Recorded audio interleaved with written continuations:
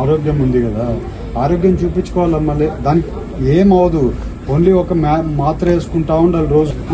ఏం లేదు పాపకి మాత్రలు కొనుక్కొని భోజనం చేసుకుని వెళ్తే మళ్ళీ సెట్ అయిపోతుంది.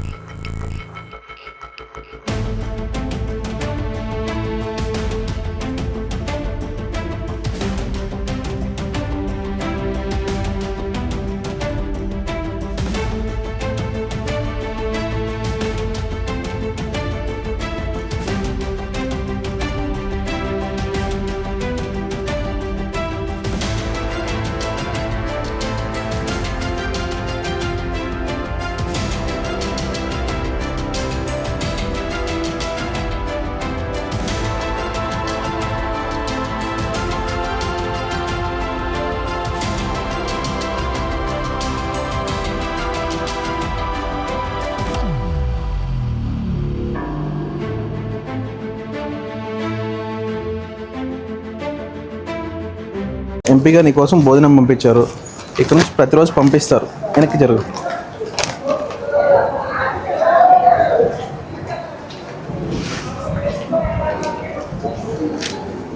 ఒకటేమో ఉంచుకో.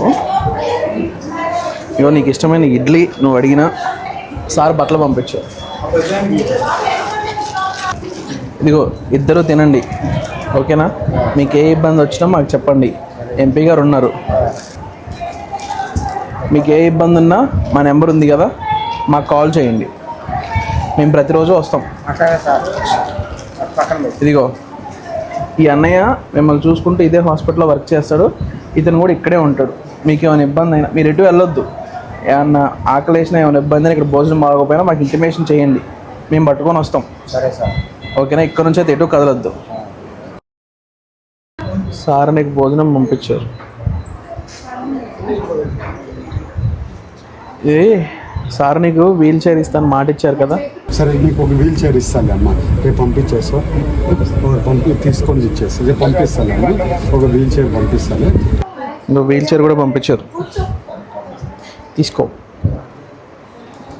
పాప ఓపిక లేదు, మీరు ఇంటికి తీసుకెళ్ళినప్పుడైనా ఏమైనా అవసరం తీసుకెళ్ళినప్పుడు వాడుకోండి.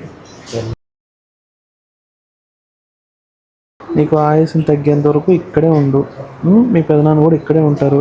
నీకేమైనా ఇబ్బంది అయినా సరే మా వాళ్ళతో నేను ఫుడ్ పంపిస్తూనే ఉంటాను. పొద్దుపూట, మధ్యాహ్నం పూట, రాత్రిపూట కూడా పంపిస్తున్నాం. మీ బాధ్యత మా ఎంపీ సార్ది, ఓకేనా?